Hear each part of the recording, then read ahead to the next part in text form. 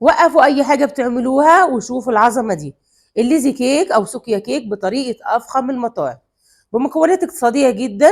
في فيديو النهارده هنعرف سر الصوص اللامع والقوام المظبوط باقل تكلفه. لو نفسكم في تحليه بارده وسريعه وشكلها يشرف في العزومات، الفيديو ده ليكم. ما تنسوش الاشتراك في القناه وتفعلوا زر الجرس وتكتبوا لنا تعليق جميل كده زيكم. يلا بينا نعمل ليزي كيك غرقانه بالكاكاو بدون اي تعقيد بطبقات زي ما انتم شايفين كده. هنجيب حله كده وعلى البارد هننزل بكوبايه الا ربع لبن حليب كامل الدسم، والافضل يكون من اللبان يا جماعه. ومعانا دلوقتي تلت كوب سكر حبيبات عادي، وممكن تزودي او تقللي حسب الرغبه زي ما انت عاوزه. ومعانا دلوقتي نص كوبايه لبن بودر، وده هيدي قوام وقيمه غذائيه في منتهى الجمال. ومعايا 2 باكو فانيليا، البواكي الصغيره دي هننزل بيهم. ومعايا دلوقتي باكو قهوه سريعه الذوبان ننزل بيه، هيدي طعم في منتهى الروعه. ومعانا دلوقتي نص كوبايه كاكاو خام، بس الافضل يكون نوعيه كويسه جدا عشان يديك الطعم الخطير. نقلب كويس جدا لحد ما يدوب معانا الكاكاو والسكر وكل المكونات كده تتجانس، هيديكي شكل الصوص بالطريقه دي. تقلبي بس كده الجوانب كويس، ودي طريقه مهمه جدا عشان لما ترفعيه على النار ما يبقاش فيه اي تكتلات للكاكاو. شايفين عامل ازاي بيدوب معانا بمنتهى السهوله. قلبي كده كويس جدا. شايفين بيدوب معانا بمنتهى السهوله ازاي بالطريقه دي. جميله وخطيره وطعمها في منتهى الروعه، وحاجه جميله وسريعه، مش هتاخد منك وقت خالص في تجهيزها، مش هتاخد منك 10 دقايق. هننزل دلوقتي ب 100 جرام زبده، زبده عاديه من بره التلاجة، مفيش اي مشكله خالص. هننزل بيهم ونبتدي دلوقتي هنرفعها على النار، وهنبتدي نقلب كويس جدا لحد ما كل المكونات تتجانس، ويبتدي يبقى معانا ايه كيسوس ريحته في منتهى الجمال يا جماعه وطعمه خطير.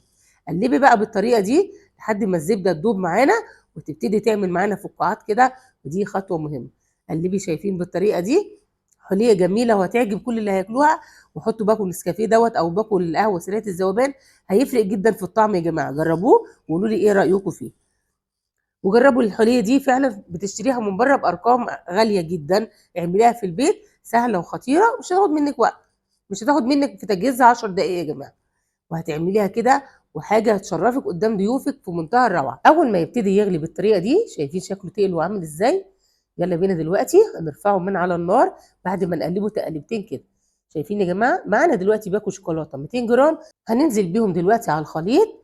شايفين يا جماعه شكلها عامل ازاي، ونبتدي نقلب بسرعه عشان ما يتكتلش معانا ويخرز معانا ويعمل حبيبات. تقلبي بقى بالسرعه دي هيديكي صوص في منتهى الجمال. الشوكولاته دي انواع كتيره في السوق، تقدري تجيبيه بالحليب، تقدري تجيبيها دارك زي ما انت عاوزه خالص. دي بقى قوام في منتهى الجمال، هتسيبيها تبرد تعمل معاكي احلى صوص شوكولاته. معانا دلوقتي 400 جرام بسكوت ساده، بسكوت شاي اللي بنجيبه العادي دوت، يعني حوالي 3 4 بواكي. نمسكها بقى كده نقطعها كده على 4 بالطريقه دي.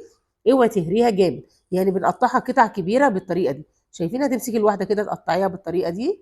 شايفين يا جماعه وصفه خطيره وفي منتهى الجمال، وفعلا طعمها خيال. خيال يا جماعه، بتدوب في البق كده جميله جدا. اعملوها سهل اولادكم وهم بيذاكروا اليومين دول، عشان يذاكروا ويركزوا في المذاكره اعملها لهم قطع صغيره كده اهوت، فعلا بتفرق جدا. نقطع بقى البسكوت بالطريقه دي. شايفين يا جماعه اهو. يلا بقى دلوقتي معانا طبق اوسع شويه ونبتدي ننزل بالبسكوت. شايفين القطع كبيره ازاي. نبتدي ننزل بقى بصوص الشوكولاته الخطير ده. شايفين نازل عامل ازاي، خطير خطير يا جماعه وطعمه في منتهى الروعه. وزي ما اتفقنا السكر ده انت حره فيه، عاوزه تزودي براحتك. نقلب بقى بالطريقه دي واحده واحده كده بالسباتولا، اتنين كده قصاد بعض، وتبتدي تقلبي كده كويس. تخلي كده كل الصوص ده يتداخل مع البسكوت، بس بالراحه واحده واحده عشان ما يكسرش معاكي. قلبي بقى من تحت لفوق، خلي كل البسكوت كده يختلط مع الصوص دوت. جميله يا جماعه. جبت قالب كده انجليش كيك، ونبتدي دلوقتي نحط فيه كيس ثلاجه او ورق زبده براحتك، وافرديه كويس زي ما انت عاوزه بالطريقه دي. ونبتدي دلوقتي ننزل بخليط البسكوت بالشوكولاته الخطير دوت. شايفين شكله نازل عامل ازاي يا جماعه، في منتهى الجمال في منتهى الروعه. ابداي كده وزعي في الجوانب، وابداي كده حطيه كده واضغطي عليه بس على خفيف بالطريقه دي. ضغطه كده يا جماعه عشان يبقى متماسك معاكي. اضغطي كويس برده ما يهمكيش كده بالسباتولا، وتبداي واحده واحده كده تضغطي وتوزعيه في الجوانب. شايفين يا جماعه سهله ازاي وبتتعمل بمنتهى السهوله ازاي، وطلعي احلى ليزي كيك هتاكليه في حياتك. وزعي كده واضغطي ما يهمكيش كده اهوت. شايفين يا جماعه خطيره خطيره وفي منتهى الجمال. بعد ما وزعناها بالطريقة دي خطوة مهمة جدا. نبتدي نقفل بقى الاسترتش كده او كيس بلاستيك او كيس تلاجة، تقفليها كويس بالطريقة دي. تضغطي بقى كده على خفيف عشان تبقى متماسكة معاكي. اضغطي ما يهمكيش بالطريقة دي. يلا بينا دلوقتي بعد ما ضغطناها هندخلها التلاجة 3 ساعات او في الفريزر ساعتين، وبعد ما تطلع معانا هوريكي الجمال والعظمة دي. ودي بعد ما سيبناها 3 ساعات في التلاجة، شايفين يا جماعة شكلها ومتماسكة وفي منتهى الجمال. يلا بينا دلوقتي مع بعض هنفتحها واحدة واحدة. شايفين الصوص عامل ازاي تماسك عليها؟ كلي بقى احلى طعم يا جماعة بيدوب في البق. لازم تجربوها مش هتندموا وهتشكروني عليها. ايه واحدة واحدة كده، شايفين الصوص؟ يلا بينا دلوقتي هنجيب طبق ونقلبها بالطريقة دي، ونبتدي دلوقتي نشيل القالب الانجليش كيك، نبتدي نشوف الجمال والعظمة دي مع بعض. واحدة واحدة كده اهوت. الصوص يا جماعة خطير خطير. وباكو نسكافيه أو القهوة سريعة الذوبان، جربوه فيها تركاية جميلة وهيديكي طعم في منتهى الروعة. اهي شايفين؟ شايفين يا جماعة؟ هتطلع معاكي كمية كبيرة وهتقطعيها دلوقتي شرايح بالطريقة دي. اهي شايفين بتتقطع بمنتهى السهولة، متماسكة وما بتفكش معاكي. حاجة جميلة وقدميها لأولادك كده اهوت أو لضيوفك. شايفين بتتقطع ازاي؟ خطيرة يا جماعة. جربوها وقولوا لي ايه رأيكم فيها. نقطع كده بالراحة واحدة واحدة. اضغطي بس كده، والافضل ان انت تقطعي بسكينة مشرشرة عشان تطلع معاكي القطع متساوية بالطريقة دي. اهي واحدة واحدة كده وانزلي على تحت. شايفين يا جماعة طبقات البسكوت عاملة ازاي؟ هي دي كانت اسرع والذ ليزي كيك.